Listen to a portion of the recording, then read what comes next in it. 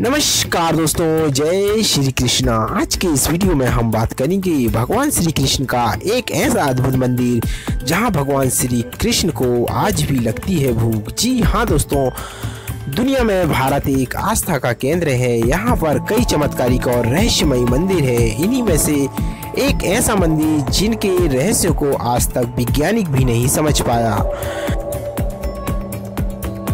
ऐसा ही एक भगवान श्री कृष्ण का मंदिर दक्षिण भारत राज्य के तिरुवरप्पुर में स्थित है। माना जाता है कि यह मंदिर करीब 1500 साल पुराना है। इस भगवान श्री कृष्ण के मंदिर से कई किंवदंतियां जुड़ी हुई हैं। बताया जाता है कि वनवास के समय पांडव भगवान श्री कृष्ण की मूर्ति की पूजा करते और उन्हें भोग लगाते थे। पांडव ने वनवास समाप्त होने के बाद तिरुवरप्पुर में ही इस भगवान श्री कृष्ण की मूर्ति को छोड़कर चले गए, क्योंकि यहाँ के मछुआरों ने मूर्ति को यही छोड़ने का अनुरोध किया था। मछुआरों ने भगवान श्री कृष्ण की ग्राम देवता के रूप में पूजा करनी शुरू कर दी।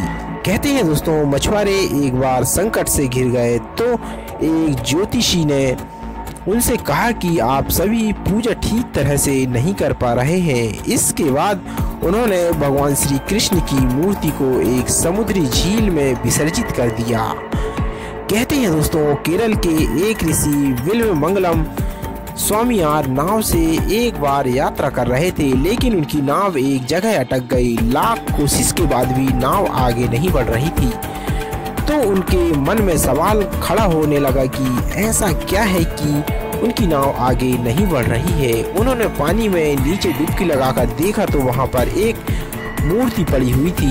ऋषि बिल्वमंगलम स्वामियार ने मूर्ति को पानी से निकाली और अपनी नाव में रख ली। इसके बाद वह एक वृक्ष के नीचे आराम करने के लिए रुके और मूर्ति को वहीं रख दी। जब वह जाने लगे तो मूर्ति को उठाने की कोशिश की, लेकिन वह वहीं पर ही चिपक गई।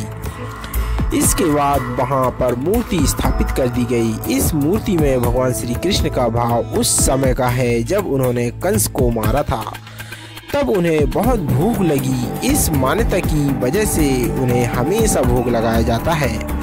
दोस्तों, मानता है कि यहाँ पर स्थित भगवान के विग्रह को भूख बर्दाश्त नहीं होती, जिसकी वजह से उनके भोग की विशेष व्यवस्था की गई है। भगवान को दिन में 10 बार भोग लगाया जाता है। अगर भोग नहीं लगाया जाता तो उनका शरीर सूख जाता है। यह भी मानता है कि प्लेट में थोड़ा थोड़ा करके चढ़ाया गया प्रसाद गायब हो जाता है। यह प्रसाद भगवान श्री कृष्ण खुद ही खाते हैं। पहले इस मंदिर को आम मंदिरों की तरह ही ग्रहण काल में बंद कर दिया जाता था, लेकिन एक बार जो हुआ उसे देखकर सभी लोग हैरान रह गए। ग्रहण खत्म होते होते उनकी मूर्ति सूख जाती थी। कमर की पट्टी भी खिसक कर नीचे चली जाती थी। इस बात की जानकारी आदि शंकराचार्य को हुई तो वह खुद इस स्थिति को देखने और समझने के लिए वहां पहुंचे। इसके बाद उन्होंने कहा कि ग्रहण काल में भी मंदिर खुला रहना चाहिए और भगवान को समय पर भोग लगाया जाए। आदि शंकराचार्य के आदेश के मुताबिक यह मंदिर 24 घंटे में सिर्फ 2 मिनट के लिए ही बंद किया जाता है। मंदिर को 11:58 पर बंद किया जाता है और उसे 2 मिनट बाद ही ठीक 12 बजे खोल दिया जाता है। मंदिर के पुजारी को ताले की चाबी के साथ ही कुल्हाड़ी भी दी जाती है। पुजारी से कहा गया है कि अगर ताला खुलने में समय लगे तो वह कुल्हाड़ी से ताला तोड़ दे, लेकिन भगवान को भोग लगने में देरी ना हो। इसके अलावा भगवान का जब राज्याभिषेक किया जाता है तो विग्रह का पहले सिर और फिर पूरा शरीर सूख जाता है, क्योंकि राज्याभिषेक में समय लगता है और उस समय भोग नहीं लगाया जाता।